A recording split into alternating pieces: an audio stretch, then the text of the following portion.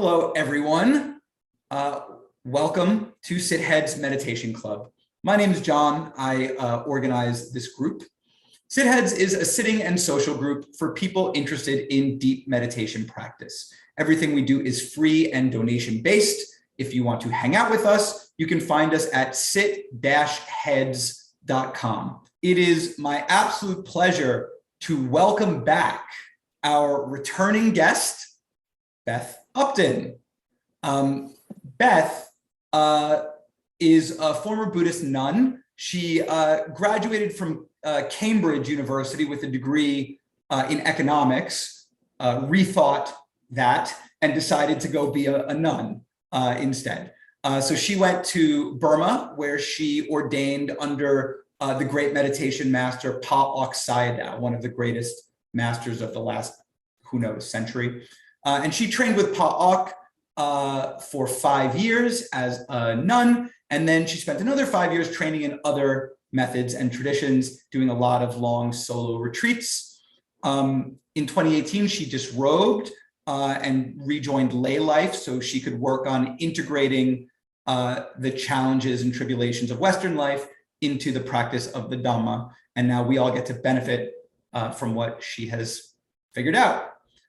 So another thing about Beth is that she has a beautiful center. I haven't been there, but I've seen the photos. It looks amazing in Spain, a sort of cave based quasi-monastic, not monastic, but sort of very Dhamma focused community where you can go and live or do long retreat. She also is doing a fundraiser right now for a center that she's building in another location in Spain, Granada, I believe. All right, so that was a lot from me. I'm gonna can it for a moment and bring Beth up. Beth, welcome. And is there anything that you'd like to say before you and I talk a little bit? So only one thing that comes to mind to say is we are launching our fundraiser on Monday. It's exciting times for our community. Yeah, it sounds like such a beautiful place and such like a wonderful, quiet, simple, meditative lifestyle. I hope I'll get to spend some time there someday. Yeah, the caves, it's an unlikely place for a meditation community. It's like this hill on the outskirts of Almeria town on the edge of a gypsy community. And when I arrived there, it was inhabited by like drug addicts and criminals. And I turned up as a nun, like just wanting a place to meditate, and took a cave with them. And you converted them all to the Dhamma as is traditional, and now they're all monks and nuns. They're not all monks and nuns, but they did start to meditate, and now we've got a meditation community. That's wonderful. Cool. I love that. That's really cool. That's a great way to start off. Great way to start, yeah. So, all right. So what we normally do and what we'll do now is you and I will chat for maybe 20 to 30, just like we did last time. I'll ask different questions this time. No sense in asking those again. And then we'll open it up to Q&A from the whole group. Sound okay? Sounds great. All right. Excellent. So you gave me a lot to chew on the last time that you were here.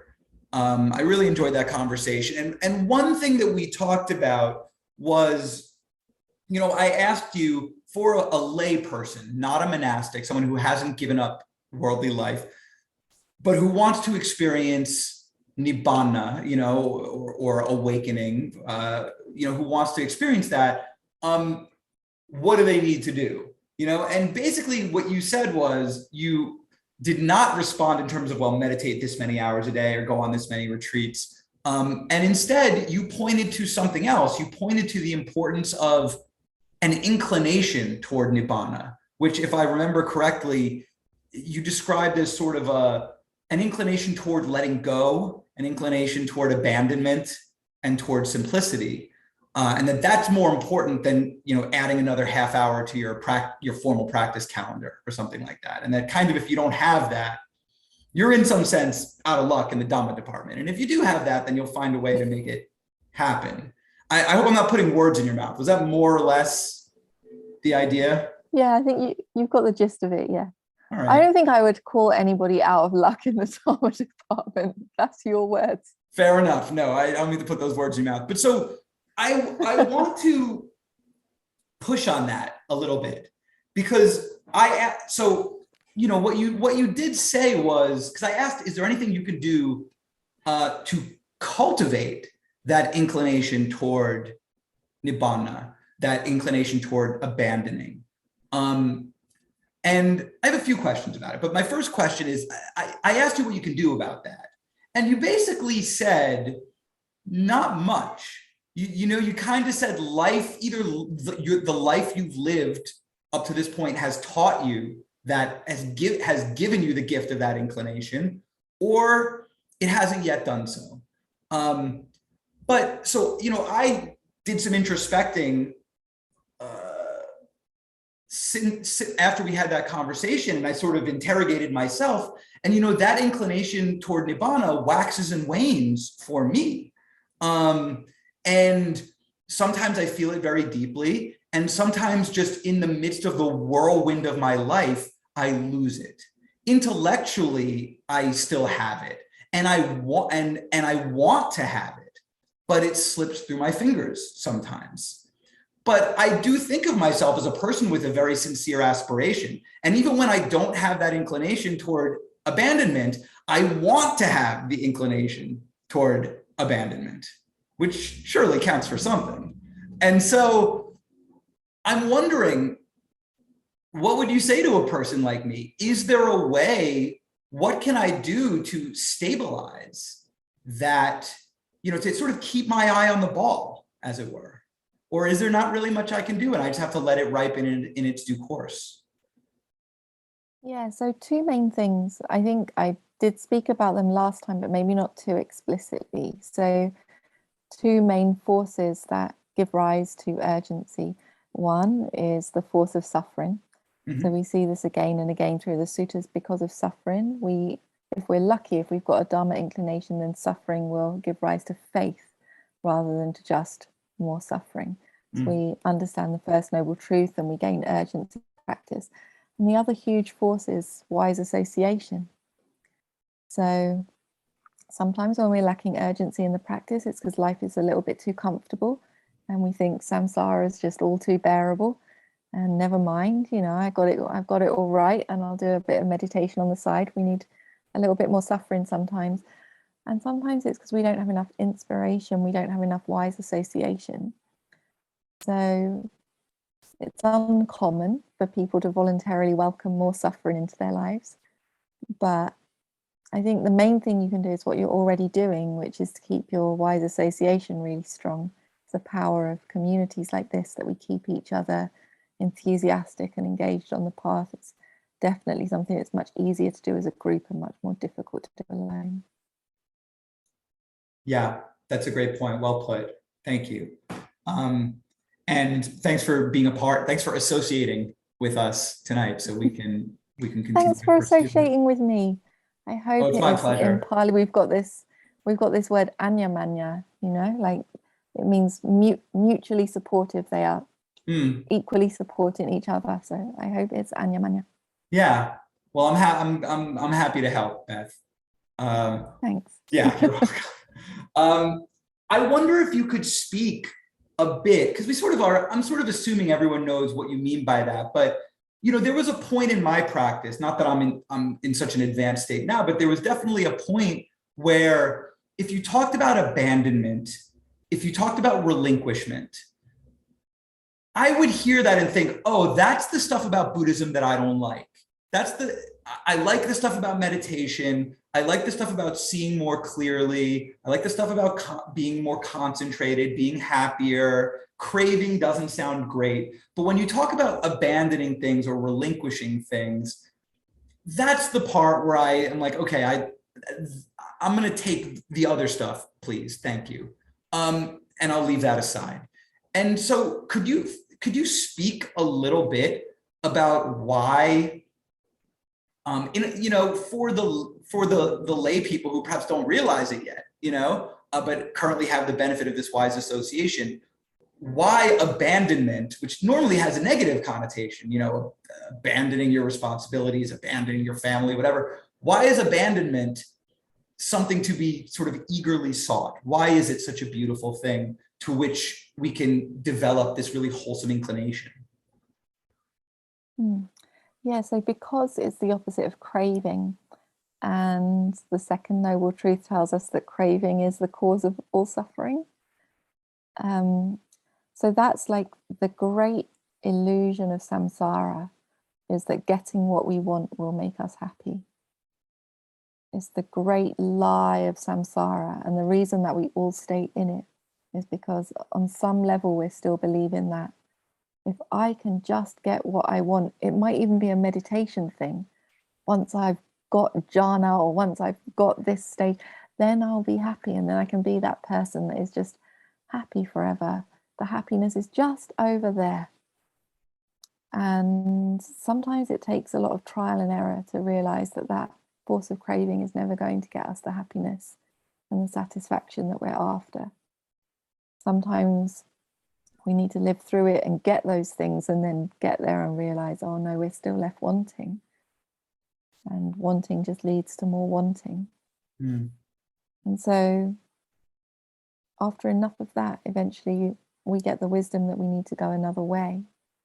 And we experience that, yes, there's some gratification experienced with craving and the momentary getting of what we want, and then shifting the goalpost somewhere else. There's momentary joy associated with that. But there's a greater joy associated with giving things up and accepting things just as they are, being content with what's happening right now, embracing the reality as it is, not wanting something somewhere else. Sometimes that needs to be felt into before we can really start to appreciate it, which is why I think the Buddha said the Dhamma is for those with little dust in their eyes. You know, it was never meant to be like a bestseller. It was never meant to be a crowd pleaser.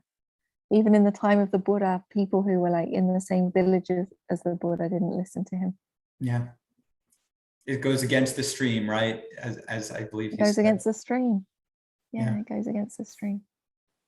So when you talk about that, I think that to a lot of intelligent people, it probably makes sense. They can scrutinize their lives and see that the accumulation of status or wealth or reputation or sex or love or whatever, if they look closely, they can see that they're still not. They may have so much more than they did before, but they're not so much happier than they were before. And that's well and good. But this isn't so much of a question, but I think that's okay, because we're just sort of having a conversation, right? I'm curious for your thoughts on it. But one thing that I've noticed is that sometimes, depending on what's going on with your practice, and maybe for some people almost all the time, you can feel the pain of the craving. I think the danger with just an intellectual understanding of it is that, like Judd Brewer, this psychiatrist who was with us, he likes to take meditators and stick them into brain scanners. Judd has talked about how this sort of rational thinking part of our brain, the prefrontal cortex, is it's the weakest part of our brain. It is really no match for the sort of animal urges and the lizard brain that lie underneath it. And so I have found that intellectual understanding does not go very far in terms of changing behavior. But when I'm lucky enough to actually see the sort of contractedness or the tightness that comes from craving, or the feeling of being stretched, then it's only natural to stop doing that. Right, but the sort of catch-22 is that you can only clearly see the suffering in that craving if it's in comparison to something better. So if you've already got your mind well established in wholesome states, then you'll be able to clearly see that contractedness of the craving by comparison. But when you don't yet have your mind, when your whole life has been one long flow of craving and aversion, craving and aversion, craving and aversion, it's very difficult to see that that craving is suffering, because from your point of view, the craving is the best bit. No, that's absolutely right. That's right. I mean, it's because you're right. It's not that I saw, if I think back on the sort of experiences, the type of experience that I'm referring to here, it's not that I saw, oh, this is painful. It's that I let go and saw the contrast. That's exactly. what made itself, that's what was salient to me. And you're right that without that contrast, then the suffering of craving is just the water in which you swim, right? You haven't known another condition. Right. Yeah, and the craving is the good bit, because it's where there's no aversion. So this is why, again, it's usually either the force of suffering. So we just can't do it anymore. We just can't do the craving anymore, or we don't get what we want and there's suffering there. Or if we're lucky, then we'll be motivated through inspiration.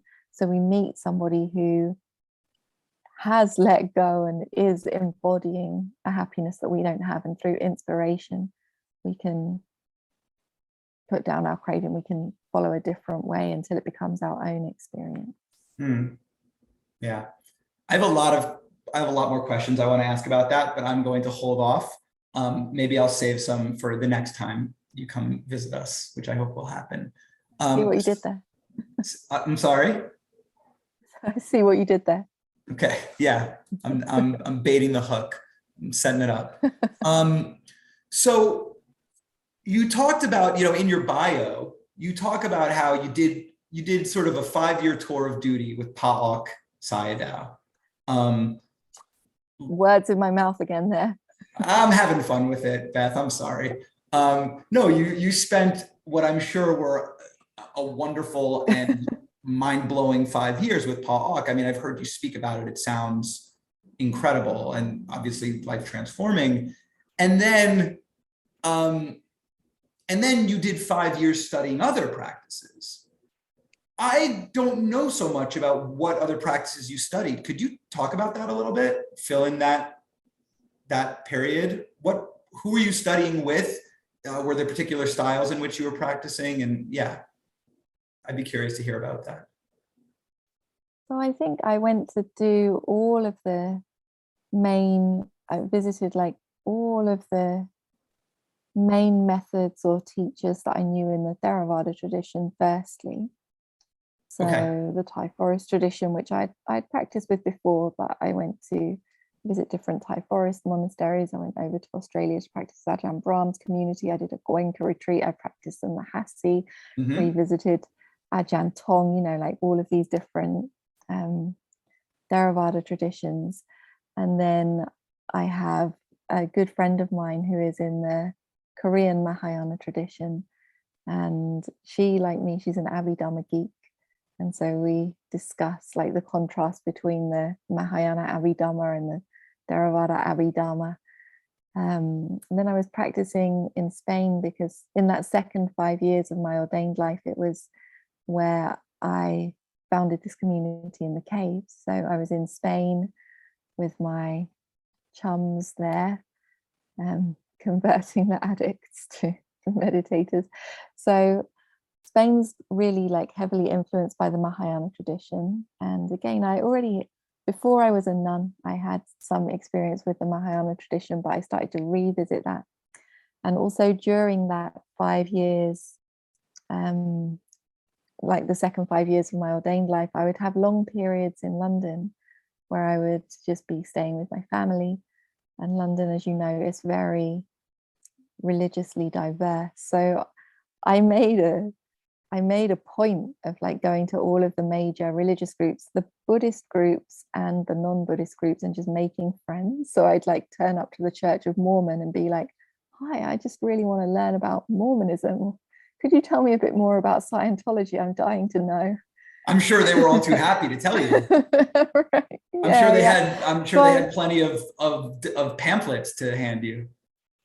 Yeah. They look so confused when you walk in, like really genuinely curious. I just always wanted to know about L. Ron Hubbard, Yeah. It was a great you actually time. want the pamphlets? Wow. Okay.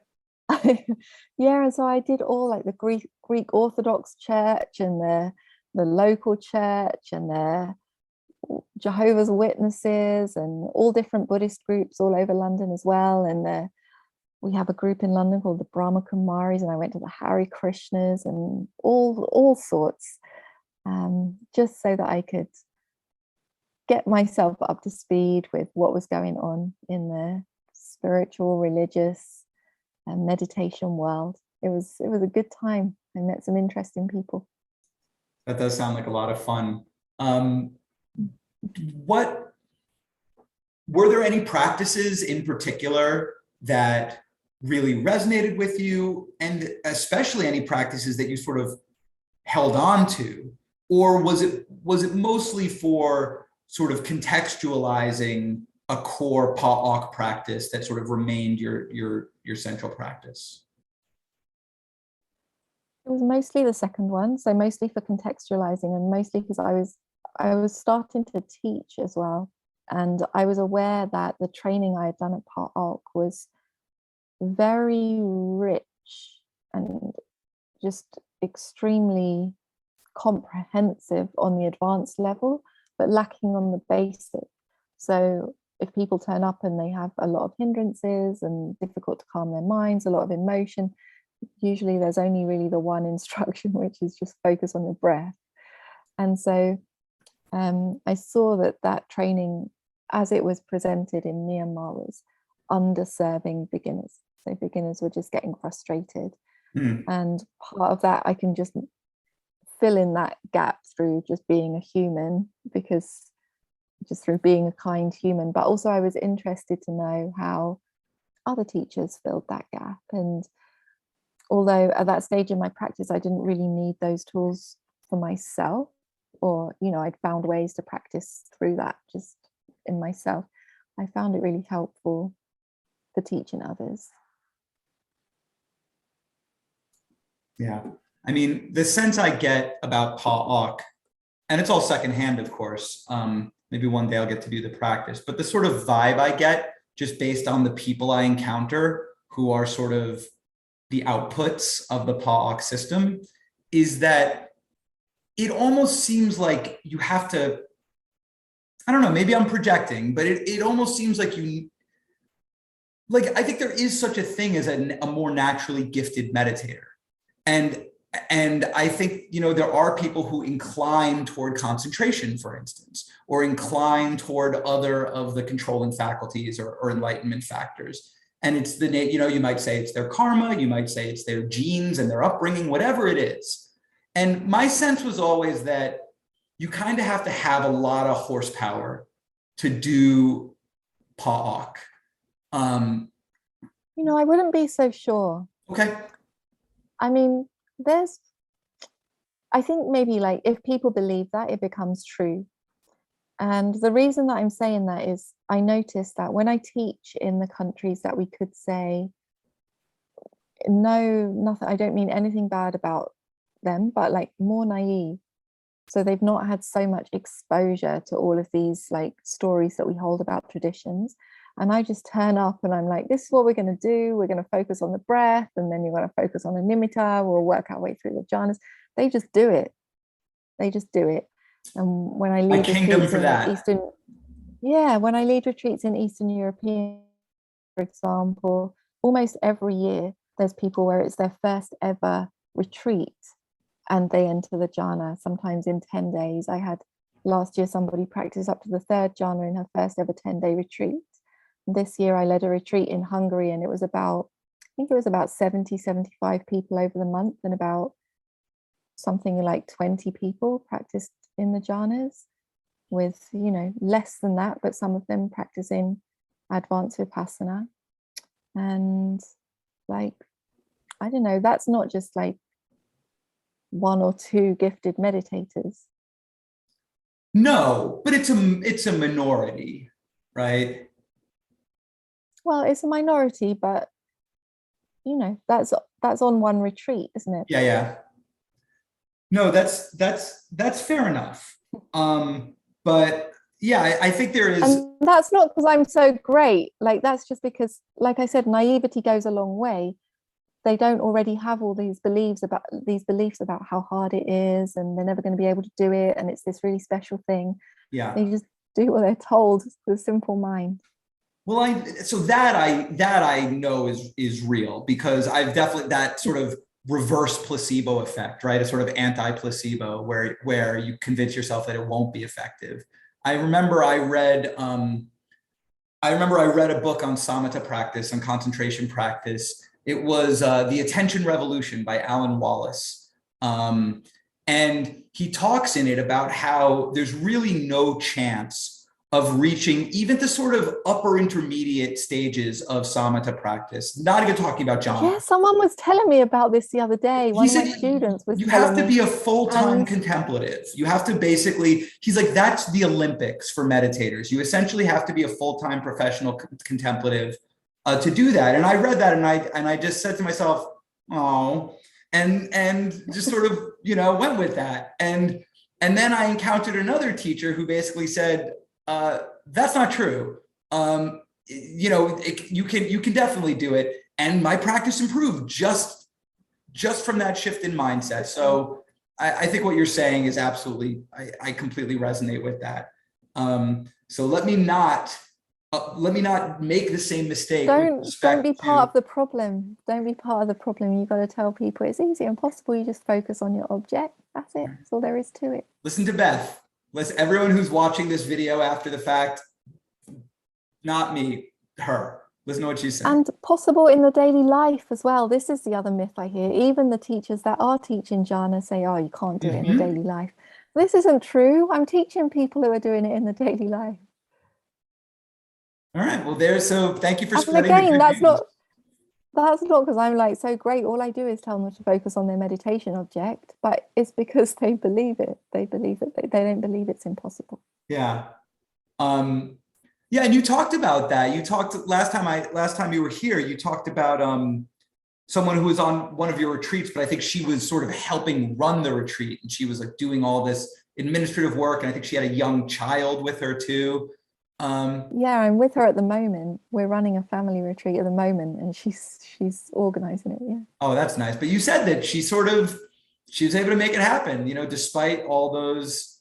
I think you were describing her as an example of someone who really has that inclination toward nibbana, and whom that served very well. Let's see. I want to ask you one more question. I'm greedy. I'll have you pick. Do you want to talk about concentration practice and whether it's crucial for awakening, and how important it is to do to achieve jhana or deep access concentration in order to achieve awakening? Contra, for instance. What's the other option? Mahasi. Okay, the other option is, I haven't heard you talk about metta very much, and I'm curious what metta practice looks like in the Pa-Auk tradition, in your practice, and what role you see metta as playing, practice as playing on the path to awakening. Because I do often see metta as a practice that's given short shrift in some of the more sort of online Dharma communities. People are very into doing their Vipassana, trying to get their stream entry, but metta is was given by the Buddha as part of the path. And so I would wonder what you think its role is, and what metta practice looks like in the context of your practice. All right, we'll do the metta question. It's more beautiful, but I answer the other one quickly. So you don't need jhana if you want to practice Vipassana, but it's very helpful. As for metta, so you can use it in lots of different ways. So we can use it as a protective meditation, which means we're using it to sort of rebalance our main meditation, especially if the mind becomes aversive or joyless, bored, frustrated. Or this one is really important for the lay life. If we find that the biggest distractions in our meditation practice are because of relational tensions outside of the meditation practice.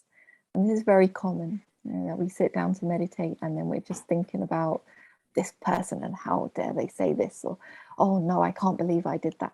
So if this kind of relational tensions is one of the big distractions in our meditation practice, then more metta will help. And what I will say is, because relationships are hard, maintaining peaceful relationships is hard, it's really a skill. Most of the meditators I know who practice really deeply in their lay lives have a very strong metta practice.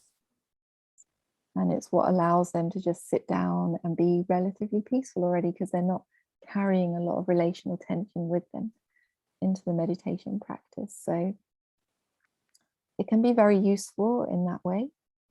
And we can also use it as a meditation, as our main meditation in its own right. We can deepen metta all the way through until the third jhana. There's somebody on the retreat I just led that entered jhana for the first time in that way as a metta jhana. It's for a lot of people, it's a difficult one to practice as their first jhana subject, because the object is a being or a group of beings. So it's a little bit more complex to hold that as an object compared to something like a light nimitta. But for some people, they just really vibe with it, and it can be a really beautiful way into deep concentration. So when you talk, so you're saying that when you do metta jhana, the object is not the visualization, but the sort of the people, the recipients of metta. Yes. Now I've heard it in other contexts. It's expressed more along the lines of you generate the feeling of metta, which becomes a quite tangible, felt feeling, and then you take that feeling, that metta itself, as object. So you're describing something different from that, right? Yeah, so I think the way you're describing is maybe part of a bigger general trend. I can't remember if you spoke about it last time, but this trend of like focusing on the feelings in the body and then calling those feelings different types of jhanas. So this is like a different new definition of jhana, if you like. Okay. I think they call many different ways of describing those jhanas, where you focus on the feelings in the body, like what Lee Brasington is teaching. Sure, yeah. Kama, and that kind of like light jhana, or I don't know how they call it. But if it is jhana, then the object of metta is a being. And in general, even if we're not practicing metta for the jhana, we're just practicing to build our metta, it's a good practice to keep our attention focused on the beings. We can use any perception of the beings. It doesn't have to be a mental image. It can be their name or a memory or a picture with our eyes open. But what metta is, in essence, by definition, is our good wish towards a being. Yeah. That's what it is. It's our wish that a being be well and happy. And so the two key ingredients is we're focused on a being and we have a sincere good wish towards them. And then the practice is the maintenance of that sincere good wish. So the same as any other samatha technique, we're not getting distracted by other things. We're maintaining our attention. But because it's metta, we're also maintaining our sincerity. And that's what makes it a metta practice. When we focus on the feeling, it's more like, we could say, sort of admiring our own metta. We might get a very lovely feeling, because when you focus on a feeling, that's what happens. Your perception of the feeling gets bigger and bigger. You might feel lovely, but technically we're not really generating any new metta at that time, because we've stopped making good wishes towards beings. Okay. So on that note, this will be the last thing that even the last sort of sub question, and we'll open it up to Q&A. I have, just springboarding off what you just said, in my mind, I tend to categorize the way metta is taught into sort of two broad buckets. And I'm not saying this is correct. This is just what my mind does. There is one strain of teaching metta that I have heard that I tend to call the Sharon Salzberg strain, because I hear it from Sharon, among other people. And she says essentially, when you recite the metta phrases, focus on the person and make sure, as you said, that you're really meaning what you say as you recite them. Don't let it be rote. And then don't worry at all about whether feelings come up or don't. Your job is not to nurture a feeling of warmth or love or lovingness or anything. Just sincerely just try to sincerely repeat these phrases of well-wishing. And then, maybe in time, maybe right now, maybe later, something may arise. So Sharon tells stories about how she'll do a metta retreat where she doesn't feel a single solitary thing. And then later down the line, she has some powerful experience unexpectedly. And then there's the category that I think of as sort of the Ajahn Brahmawamso style, because I've heard Ajahn Brahm teach it in this way, where he really is more like, do what it takes to get that feeling going. He says, start with imagining a cute kitten to just get you feeling tender and warm and loving. And if that's not enough, imagine that the kitten's looking at you with big sad eyes. Imagine that the kitten is lost, that it needs you. Imagine that you're hugging it. Do whatever it takes to sort of kindle a flame of this loving feeling. And then your job is to get that fire burning brighter and hotter by bringing other things to mind. So those do seem quite different to me. I'm curious, does one of those resonate more with you than the other? Or do you think I'm not drawing the distinction in the right place, or it's a false distinction? Or, how do those land with you? So I think what both of those teachers are doing really well is they're inclining us towards sincerity, and they're just describing it in a bit of different way. So I think I would describe metta similar to the way that you described Sharon describing it, because that's really the most important thing, is that we mean the metta, that it's not just idealistic robotic phrases. But Ajahn Brahm essentially is saying the same thing. He's saying, find a genuine loving connection with a being, and if you can't find that easily, make it a kitten. You can't hate a kitten, you've got to want well for a kitten. And so they're both trying to find this way into having a sincere good wish towards a being. And that's really where the metta starts, is from a place of sincerity. Now, the leap that Ajahn Brahm is making, which can be dangerous, is that when that sincerity is there, you should feel something in the body. And that might be true for Ajahn Brahm, and it might be true for many people, but it's not true for everybody. For some people, you can have a really sincere intention. Your metta can be strong and it can be well sustained, and it doesn't give rise, or certainly it doesn't give rise immediately, to any strong feeling in the body, because the bodily sensation or the heartfelt sensation has its own causes. And so sometimes we can meet people who they really mean this sincere good wish, but they judge themselves as having no metta, or as doing it wrong. Or I hear so many times, I can't do metta because I don't have any warm feeling. So the warm feeling is a byproduct that may or may not arise out of this sincerity. There is some causal link there, but it's not a surefire thing. So we can't judge the quality of our metta by that body sensation. Yeah.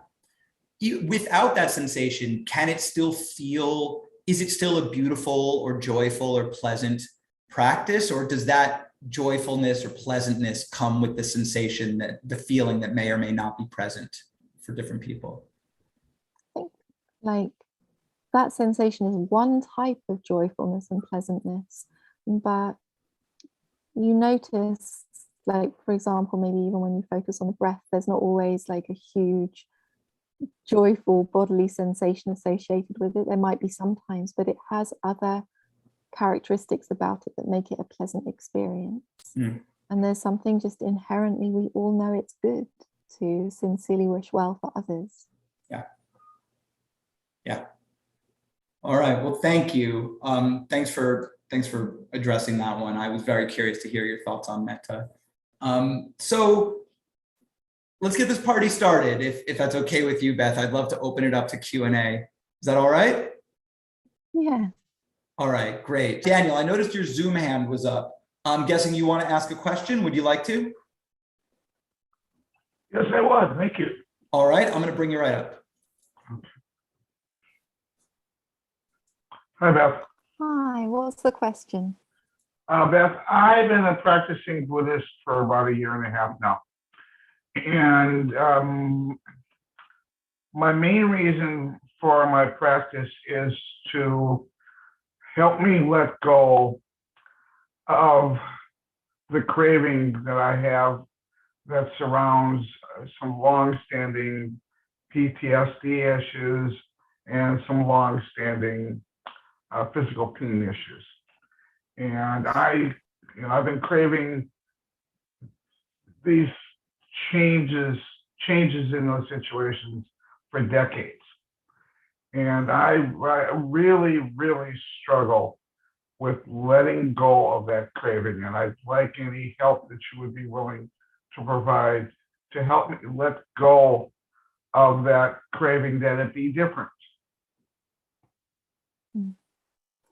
Yeah, good question. So the craving really, it's the flip side of aversion. It's the flip side of the not liking.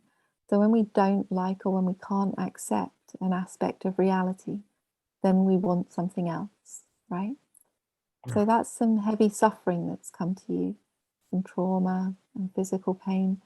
It's some of the hardest aspects of the human reality have come to visit you. And it's our job as Dharma practitioners to find the strength of heart to welcome in those aspects of reality. It's, wow, this is samsara too. Samsara can be like this. Samsara can be that painful. Welcome. It can really be like that.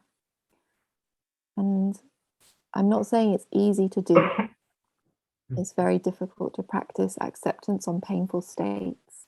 But when we do that, then we notice that the craving falls away because we are able to be with the reality just as it is. We don't need to seek pleasure somewhere else. So if I were you, I would start with the physical pain if it's there, as opposed to any trauma or emotional pain, unless the two are the same thing. But sometimes it's easier to anchor our attention in the physical pain and see if we can just sustain the attention on the physical pain in the way of allowing it to be a part of our reality. Can I just get friendly with this pain as being an acceptable part of reality? It doesn't mean you have to like it, but just to be in a non-aversive relationship with it. It's difficult and it takes practice, but if you can gain that skill of accepting the physical pain, then you'll have more skill when it comes to also accepting the emotional pain and the trauma pain behind the PTSD. And you'll notice the craving starts to automatically fall away. I have a regular sangha that I attend, and it's again a Zoom meditation practice, and the gentleman that hosts that practice today talked to me about contemplating what I would do if it just never changed. Right. And that maybe coming to some acceptance surrounding it just may never change. And that seemed to provide some solace today because it's this dukkha that's surrounding those situations. I'm not living the life that I want to live. I'm 69 years old, and I have probably another 20, 25 years left, and I really, really want to live the life that I want to live. I want to let go of that dukkha, and I've been carrying that dukkha for 40 years now. Yeah, life has sent you a teacher, and you need to learn from it. Life has sent you this pain as a teacher, and you need to learn from it. But if we keep on trying to avoid the lesson, wanting it to be otherwise, then we really torture ourselves. There is this simile of the two darts or the two arrows. Somebody gets shot by one arrow, and then they get shot with another one straight afterwards. So the first arrow is like the physical pain, which we can't avoid. We can't avoid being struck by the first arrow, but we can choose if we strike ourselves with a second arrow of hating the pain. You've got some power. The main struggle I have is that I just believe that the universe owes me something different. I really, really have a hard time letting go of that. You can believe it if you want, but you're going to torture yourself. Yeah. You're going to suffer extra. Thank you. Thank you, Daniel. Thanks for sharing that. And thank you, welcome. Beth. So Beth, I have a question that was sent for me to read. It's as follows. Beth, to clarify, were you saying focusing on bodily feeling or sensation is not a good way to get into jhana? If so, why? That was what I'm saying. Yes, focusing on the bodily sensation won't lead you into any kind of jhana. And the reason is because bodily sensation is all the time changing. It's not a concept. So the object of the jhana is one unchanging concept, and it's characterized by unity of perception, not by diversity of perception. So we're seeing the same thing in the same way again and again and again. If we sustain our attention on a bodily feeling, then eventually, as you know, if you've done Mahasi practice or Goenka practice, you start to see that it's anicca, it's changing. So you might have very sharp mindfulness, but it won't take you into a jhana state. You'll remain in access concentration. Okay, thanks for that. Let's see. Eve, would you like to ask your question? Sure, thanks. Hi, thanks for coming tonight. Hello. My pleasure. I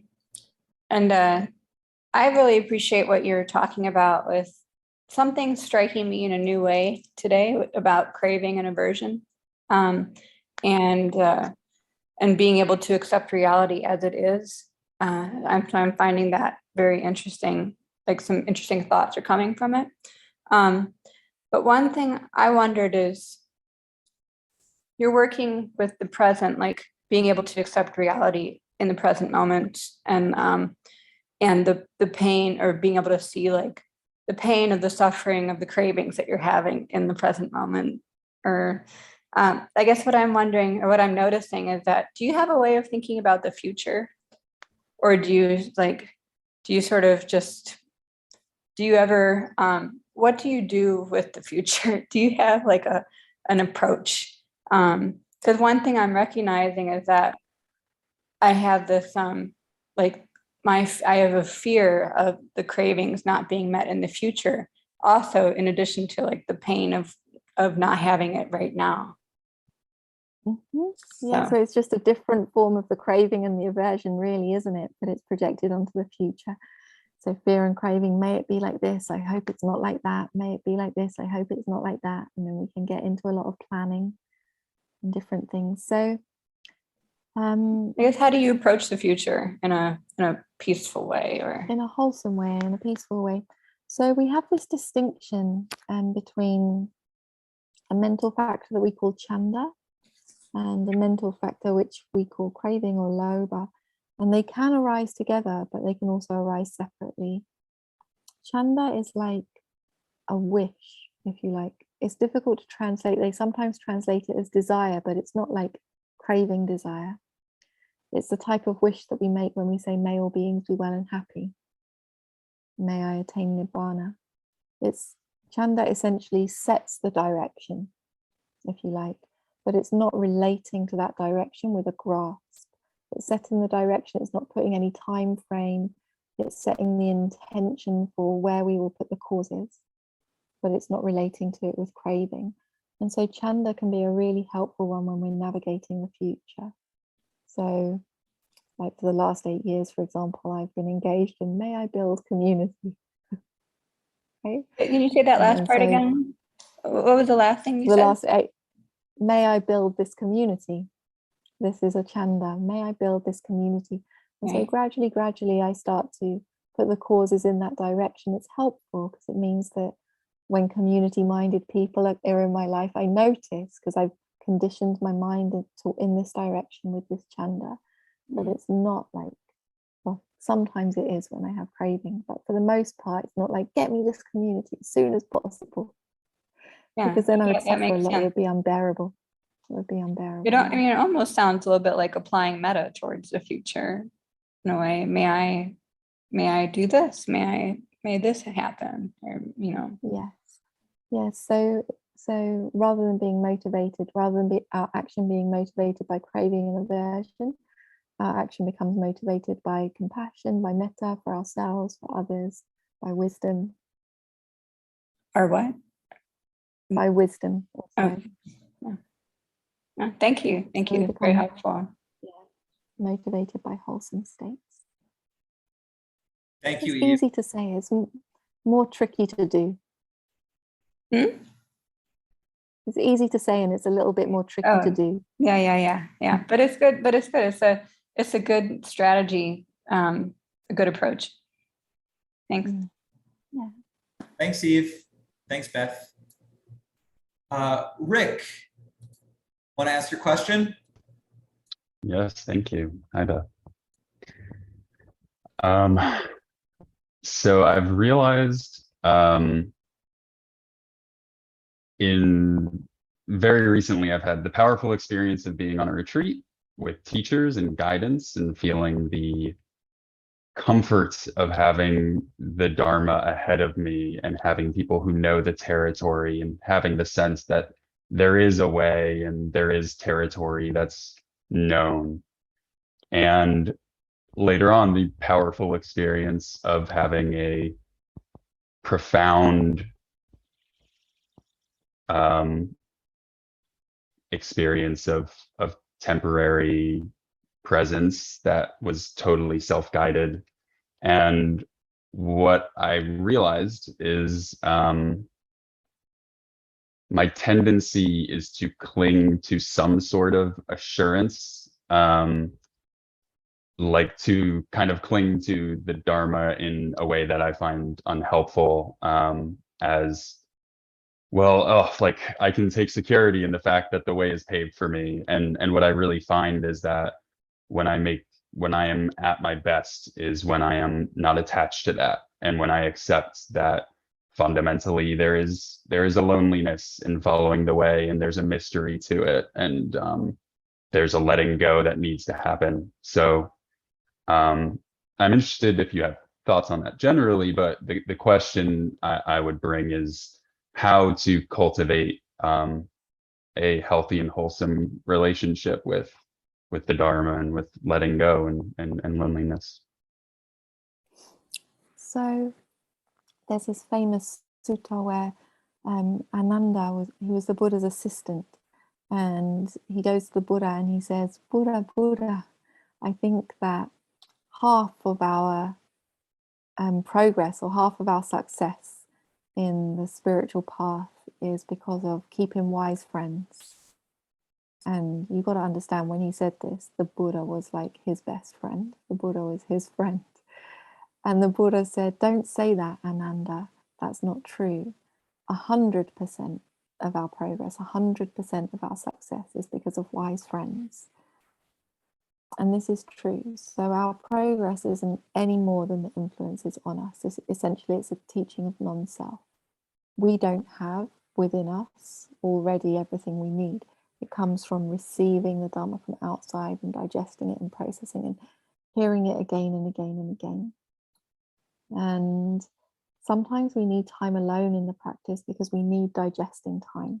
We need time to really take all of this information that we've received and for it to become our own experience, for us to chew on it and feel into it and make it our own wisdom. But we all need wise friends and teachers along the way. We all do. And so I think I hear your question more as how to relate skillfully to those wise friends and wise teachers, that it's not a source of defilements for you, that it's a source of support. And I think it's important not to be too idealistic. So the Buddha gave this simile of like using a raft to cross a river. And he said, when you get to the other side of the river, do you still hold onto the raft and carry it with you through the forest? No, you put the raft down because it's done its function. But at the same time, when you're in the middle of the river, you don't say, oh, I think I'm a bit attached to this raft, and just jump off and drown in the middle of the river. And you also don't say, I'm not going to get on that raft. I'm not going to cross that river because it involves me depending on a raft. Right? Like we need to know how to hold onto a raft, how to depend on it, and then when to put it down. And that's like how we need to relate to our teachers. It's normal along the way that we need to hold on to things. We need to have attachment to things along the way. For a start, we will need to have attachment on the most basic level to this body. We need a place to live.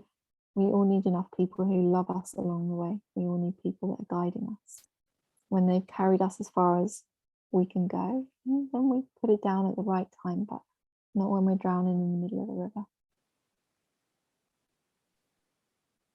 Thank you.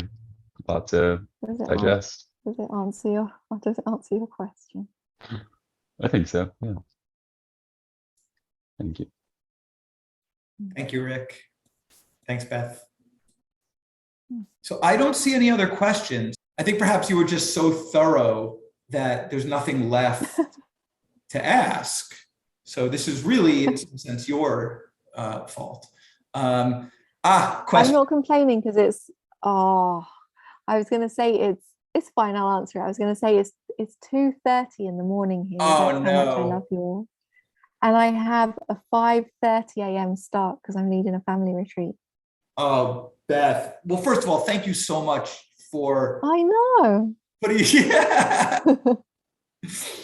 Yeah, no, this is it's I want to acknowledge the ringer you're putting yourself through for us. So thank you. The person. I wouldn't do it for anybody, John. I wouldn't do it for just anybody. Thank you. I'm going to take that and nurture that and build a sense of self around that.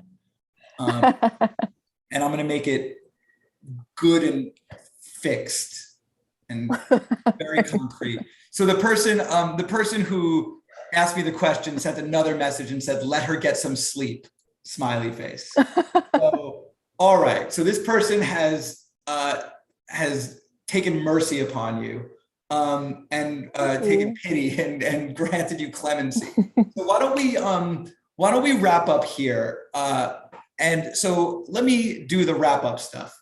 It's worth sticking around for. Don't go anywhere.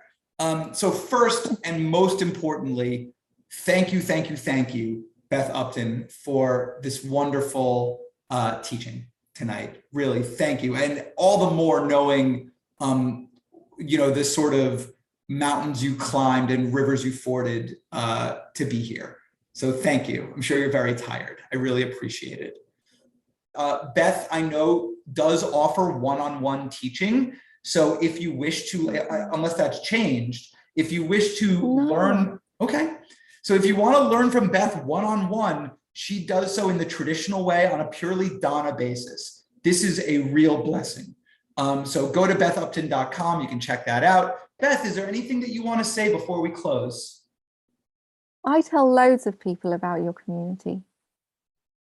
Thank you. Mm-hmm. Thank you. Yes. Yeah, I do. All right. I wonder if some people here might even be because I told them about you. Anyway, I'll continue to let them know. I think the answer is yes. I think I know that there are a couple people here who came here via you. So thank you for that. I love that. And however we can support your community, I want to do that. And if there's anything that we can do, really, you're such a wonderful teacher. It's so kind of you to be here despite the time difference. Please consider us. My pleasure.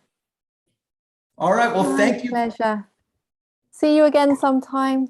I hope so. Thank you, Beth. Thank you, everybody. Have a wonderful night. See you all soon. Bye. Bye for now.